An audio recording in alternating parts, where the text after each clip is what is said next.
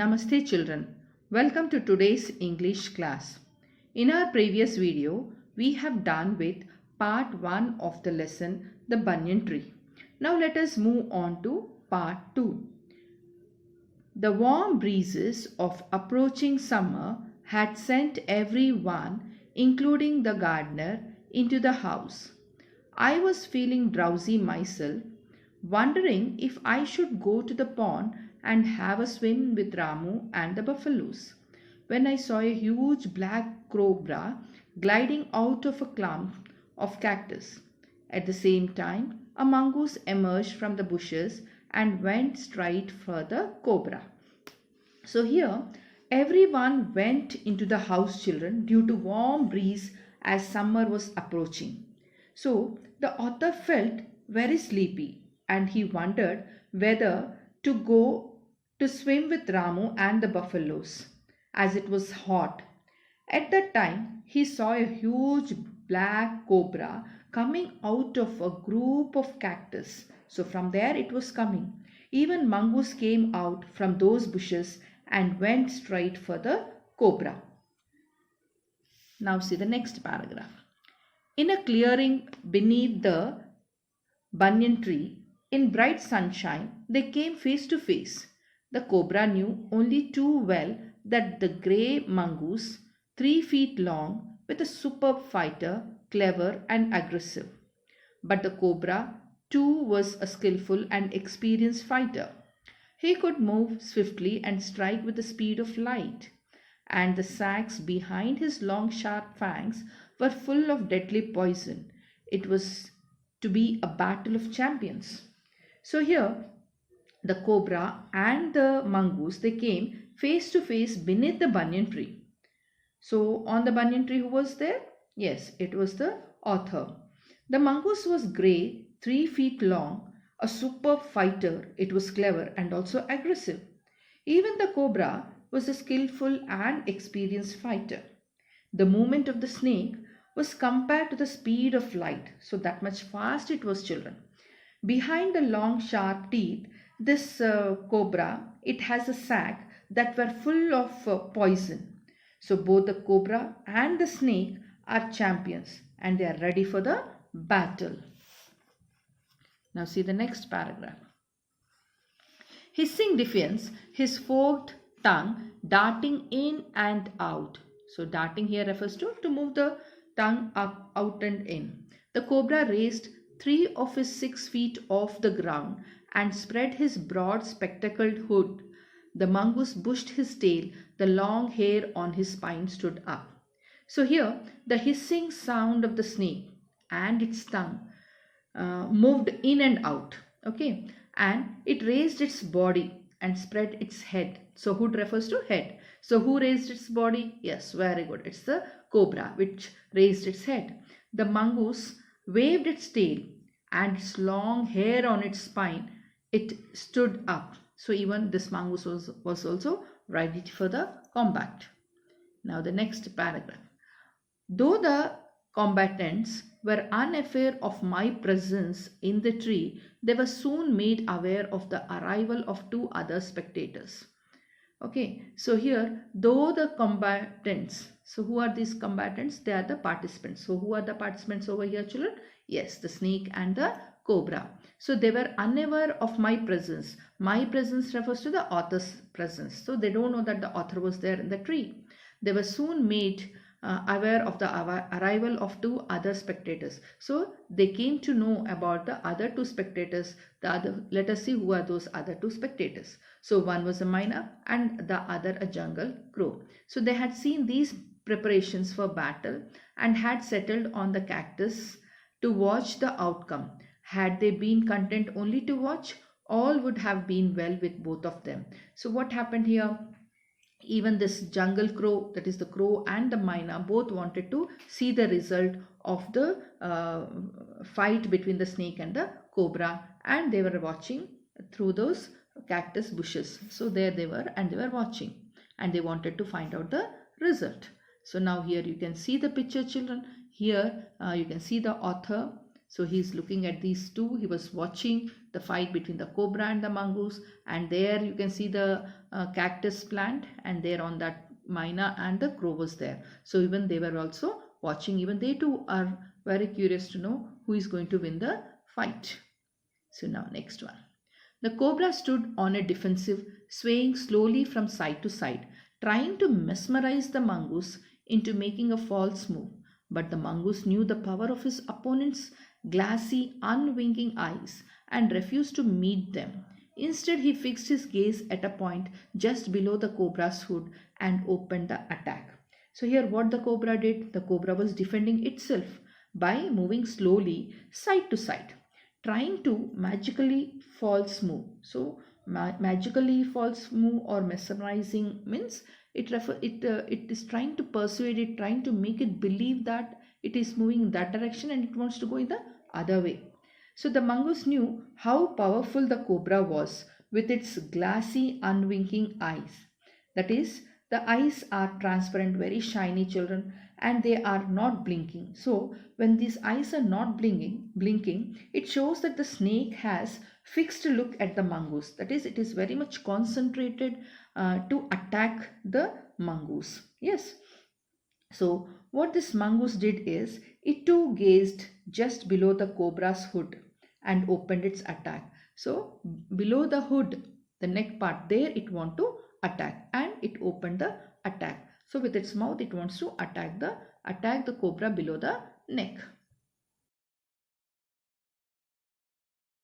Moving forward quickly until he was just within the cobra's reach, the mongoose made a pretended move to one side. Immediately the cobra stuck. His great hood came down so swiftly that I thought nothing could save the mongoose. But the little fellow jumped neatly to one side and darted in as swiftly as the cobra, biting the snake on the back and darting away again out of reach. So here, what did the mongoose do? The mongoose pretended to move, and immediately the cobra stuck. So it stuck its hood or head. It came down so quickly. So the cobra, it had hit the mongoose very swiftly or very quickly. So the author thought, seeing this, watching all this from the height of the tree there, he thought that nothing could save the mongoose. But so the little fellow, that is the mongoose, it escapes the cobra bite and it moved out of the reach of the cobra.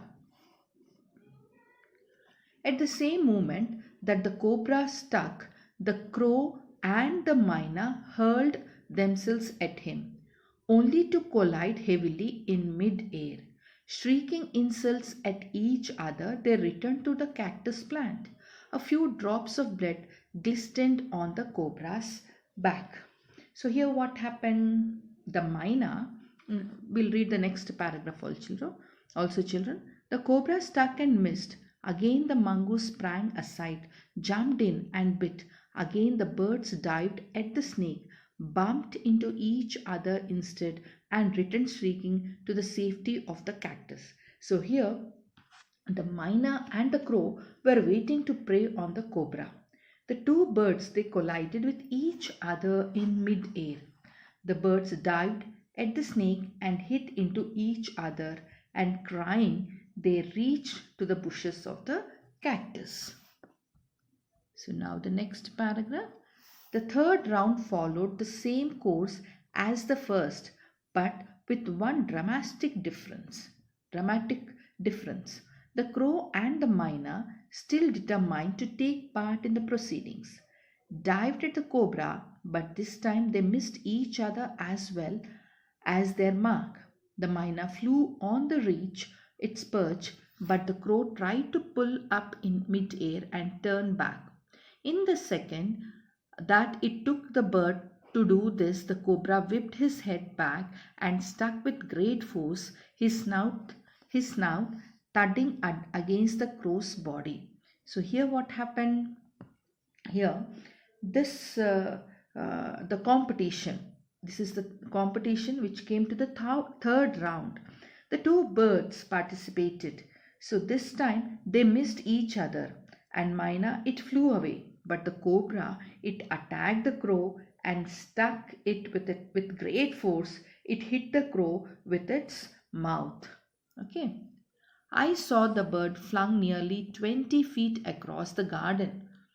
It fluttered about for a while, then lay still. The myna remained on the cactus plant, and when you can see here, children, what has happened here. The author, he had seen the crow which was thrown 20 feet. See here, the crow was thrown by this snake. It bit the snake and it was thrown 20 feet across the garden. And the crow, it fluttered, it moved its wings in pain, and finally the crow died.